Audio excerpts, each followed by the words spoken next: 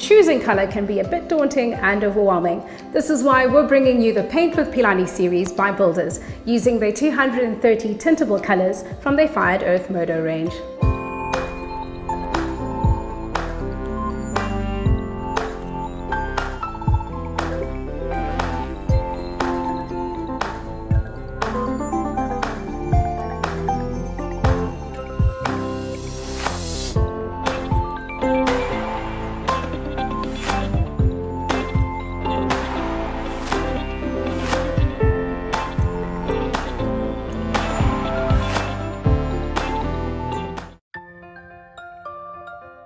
Wood is often a material we like to preserve, but wood can also wear different looks to meet your personal style.